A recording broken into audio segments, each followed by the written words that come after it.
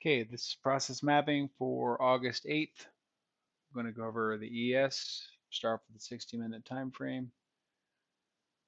First of all, we open up here at just below 41.58 and push down into the triangle and then break out of it, putting us in premium for the session at 60-minute fair value gap above, and then the stop location of that, something I normally track. But what I was really paying attention to in this rally was that whether or not the closes were inside that fair value gap or not, even though we extended past it. And I could see that we were on, at the very top of a channel. And my expectation was that we had relative equal highs over here, so it's a possibility that we would test up and rip down. Now we did that in the Globex session, and I expected us to continue lower from there, but we didn't. We actually went higher, which made it a little bit confusing. But as we come through, 60-minute support is completely invalidated, completely busted, didn't hold at all.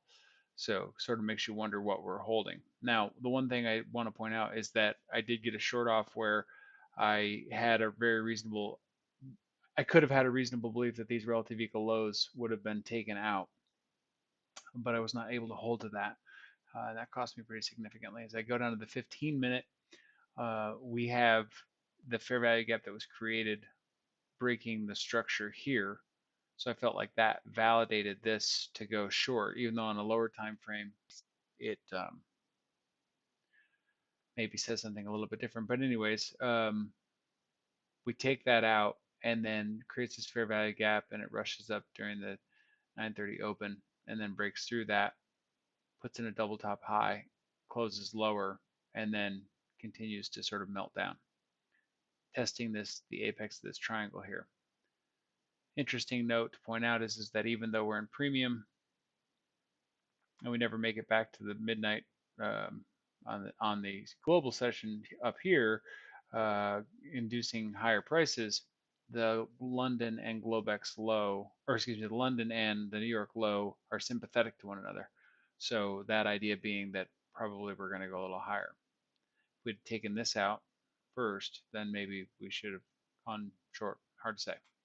On the 5-minute, even though this doesn't work, we do get a double top high with a lower high that creates a fair value gap that gets retested and rejected all the way back down in support. This is basically a perfect short.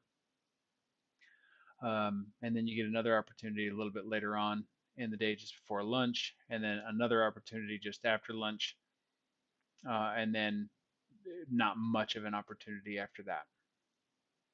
So here's what the 1 minute looks like in terms of where I should have executed short and long. The first short is the Globex fair value gap, which also created a long order block long. From here, once that broke through, we had an order block long, and then consolidation. This was an order block short, very short time, short time frame scalp basically, and it was quickly invalidated. So then you have an order block long here that I took, which I felt after this higher high was reasonable, but that didn't work. And as soon as it didn't, it told me that we needed to get short. So I did here with short risk, and then again at the better location. This is down into discount on this minor dealing range here. So unfortunately, I took a bunch of stops trying to get onto the right side. And then this was the trade where I wanted 55, but felt that the 60, if you go back here, there was a fair value gap below us on the 60, which I felt if it didn't close, but by the time my trade was underway, I got an appropriate scale. But if it didn't close in time, then I would have to let this trade go. Well, it didn't close, and then it went anyways. So that stinks. And then you see 3 push test into another fair value gap coming into 130, and then a lot of noise. I say noise, but a lot of oscillations back and forth until it reaches the low and then starts to rally into the close.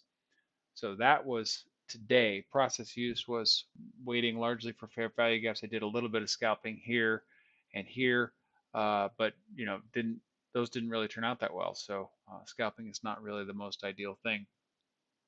In this situation, I think the only thing that I wish I would have had an opportunity to do, two things, was hold this into 55, and then second, have been here at this time. I was not at my desk at this time, so I couldn't take this trade, but it's pretty obvious that I could have. And where would I have taken it? Well, there's two places I could have taken it.